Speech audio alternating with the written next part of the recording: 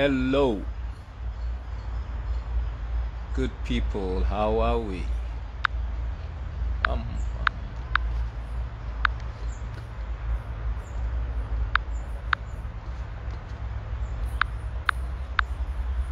okay, all right, we're beginning to have a crowd.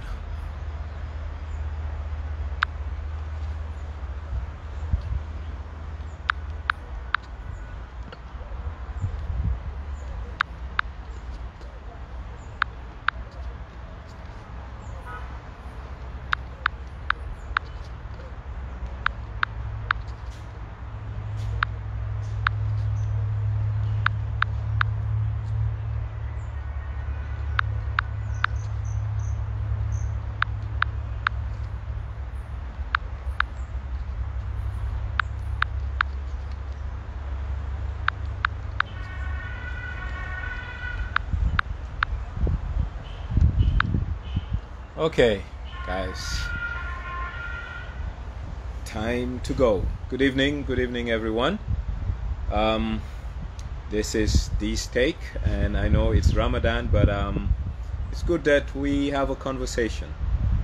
A few days ago, we have seen the government of the Gambia, by way of the Ministry of Trade, trying to put indicative prices for commodities. Well, we all need to know that Gambia is an open market. An open market basically means you have a willing seller and a willing buyer of any good or commodity to make a market. But government has in its hand what you call moral suasion to persuade importers to make sure that they do the right thing. But also we need to be mindful and ask ourselves, what is the incentive for any importer to delay the turnaround time of their container, to delay the turnaround time of their consignment, to sell themselves out of the market? What is selling yourself out of the market? Pricing where people will not buy. No common sense businessman will do such a thing. Now, what can government do and what should government have done? In about 3 weeks ago, we have seen the price of petroleum gone up for both petrol and diesel products. What does that mean? The mere fact that the price of petroleum products, i.e. diesel and petrol, went up, it will have a consequential effect on prices of commodity, because petroleum is a strategic product that cuts across all economic activities. What does that mean? If you buy cement, you will have to transport it. If the cost per liter of diesel goes up, the cost for transacting will equally go up. So what can we do and what could have been done? That's the million-dollar question we have. The fundamental role of the government by way of the Ministry of Finance is for price stability with the central bank, in conjunction with the central bank, is to make sure that the macroeconomic environment have price stability. And in price stability, we tame inflation. When we tame inflation, we make sure that the purchasing power of the average Gambian is protected. But today, the purchasing power of the Gambian has been eroded. Why has our purchasing power been eroded? Well, the government realized sometime in February, March, that commodity prices in Gambia started skyrocketing.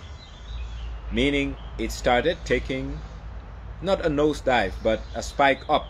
Something that you used to buy for 1,002, you start buying at 1,004. So there and then, what the government needed to do as a policy is to dampen the price environment. But no, the government of the Gambia increased the cost of petrol per liter, increased the cost of diesel per liter. The moment the government increased the cost of fuel, both in terms of diesel and petroleum, the government in effect are the ones fueling inflation and fueling the price hike. You cannot shoot yourself on the foot. And precisely That's what the government of the Gambia did. They shot themselves on the foot. You cannot have an environment where inflation is rife.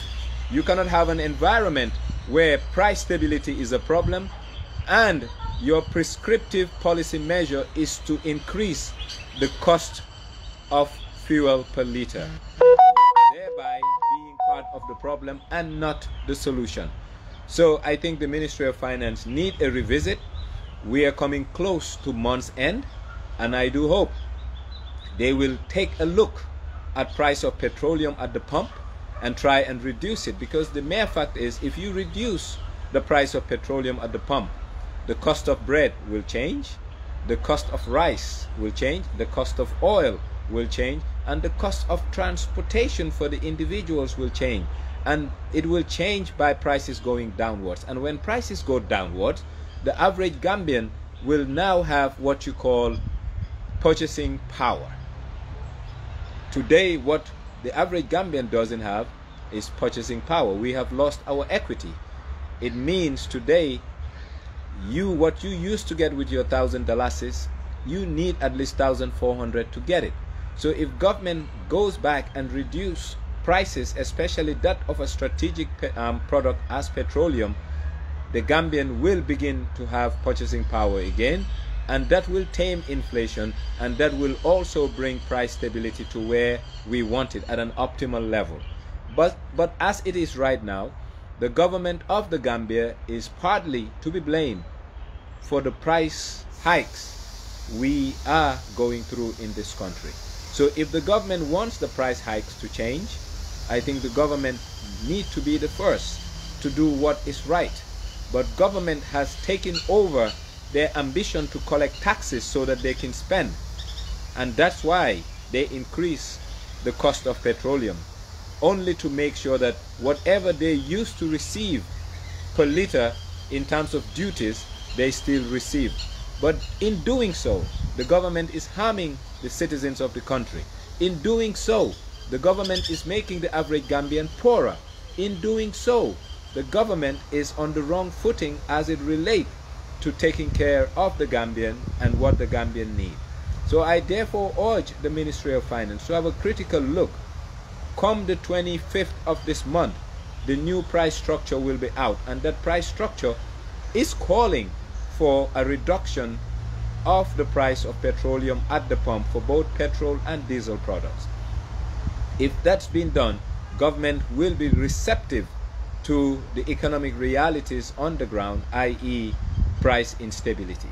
If the government maintains the status quo and keep the price of petroleum, i.e. petrol and diesel, to where they are right now for the coming month of